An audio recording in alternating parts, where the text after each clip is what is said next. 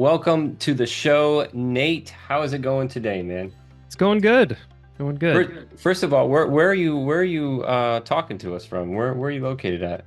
I'm in Beaverton, Oregon, which is Portland metro area. I'm a financial planner. So financial advisor, financial planner, investment guy. There's a lot of different names for us in the industry.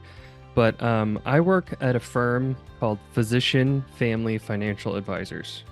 And we help doctors with children turn sort of their worries about taxes and investing, and we turn that into all the money they need for college and retirement through the financial planning process. So financial planner. Imagine a young physician with inflation and everything. They probably have to amass 8 to 10 million bucks to retire and spend, the average amount of money. Now that sounds like a lot of money. Today that might be $3 or $4 million, but 30 years from now it's going to be a lot. And the average advisor charges 1% of all the money that you have with them. So Annually? Annually. Okay. So in the most kind of egregious cases, we have clients who have $10 million with us. So you're paying that advisor $100,000 a year. And if you're in the right investments, it shouldn't be all that hard. I mean, if you're in index funds and basically you're just rebalancing the accounts and making sure you do your Roth every year and kind of the basics, it should not cost that much money. So the way that these doctors kind of get roped into it is when they first start with these advisors, they're poor. They have no money. They're in a bunch of debt. Their advisors don't want to talk about the debt because it doesn't help their bottom line. And when they come in, they say, charge you 1%, and 1% on nothing is a great deal.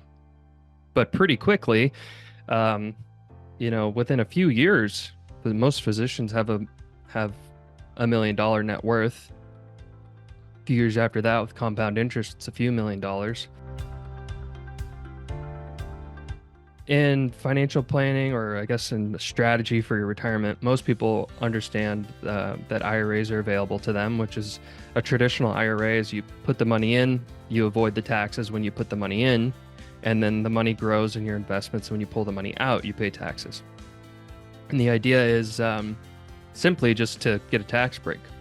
But if you put the money in a Roth IRA, you pay the taxes up front, and the money grows and grows and grows. And if you know anything about compound interest, you want the amount of money that you're going to amass in an IRA, if you're doing it early and often, is going to be pretty big. So all that growth is going to get taxed really bad in an IRA, like pretty heavily. But if you do a Roth IRA, you pay the taxes up front, the money grows, you take the money out tax-free. And sometimes there's a debate on which one you should use. If you're kind of a middle-class family, should I do IRA or Roth IRA? Most people know it's a Roth. You should do a Roth. But with physicians, they make too much money to get the deduction on an IRA.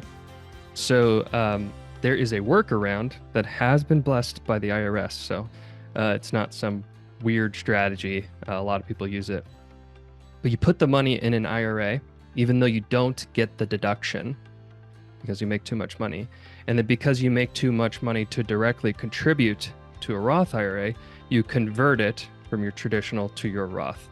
So originally, you were sort of kind of boxed out of using a Roth IRA. And with this sort of workaround, physicians are still able to get money in there.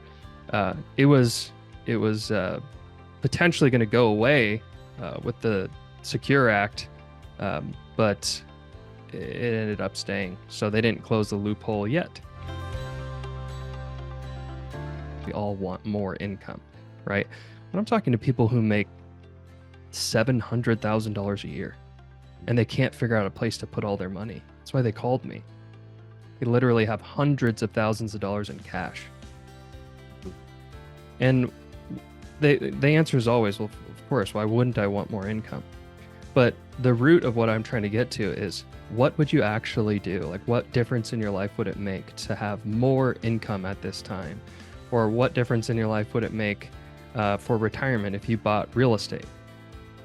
And at the end of the day, a lot of them can't really, well, it's a paradigm shift for them because they've been told so many times that they should buy real estate. But at the end of the day, they don't have a good place or a good reason to buy any asset that produces income.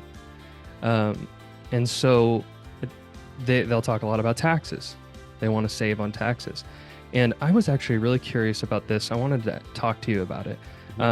My take on the taxes with real estate is, for physicians specifically, there's no, I can't think of a way for them to become the real estate professional, 750 hours into their real estate transactions, to actually get the real benefit of those taxes, which could go against their W-2 income.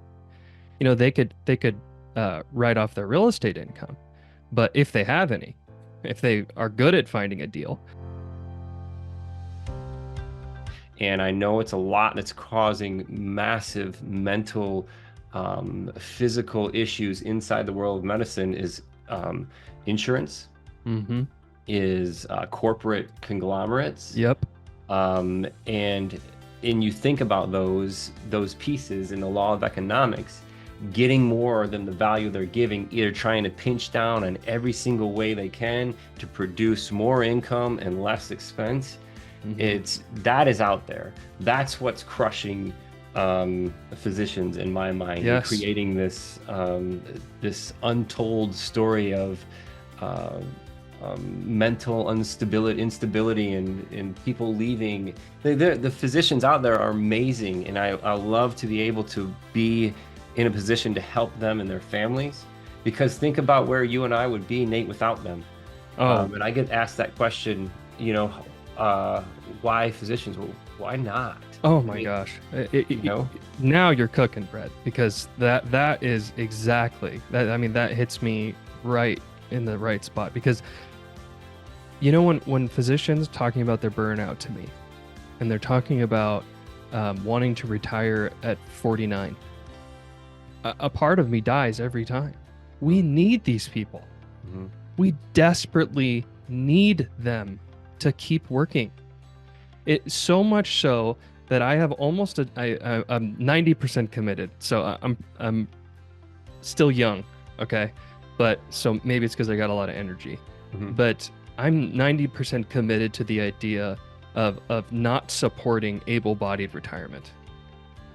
Like, we all should contribute to society. And physicians contribute so much to society, so much that I have people that will, the corporation takes over, they lose their job, they have a job the next day.